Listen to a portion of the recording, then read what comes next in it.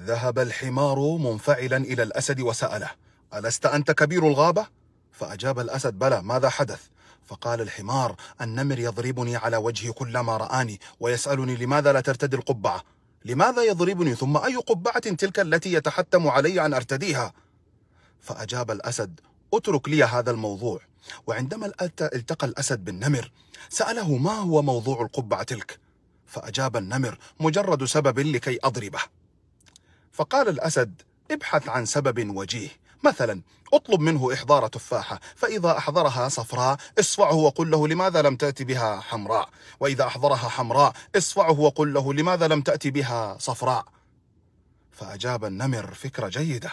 وفي اليوم التالي طلب النمر من الحمار إحضار تفاحة، فنظر له الحمار وسأله: أتريدها حمراء أم صفراء؟ عندئذ تمتم النمر وقال: حمراء، صفراء. ثم ضرب الحمار وقال له: لماذا لا ترتدي القبعة؟ الظالم لا يحتاج لسبب كي يظلمك. سلام عليكم.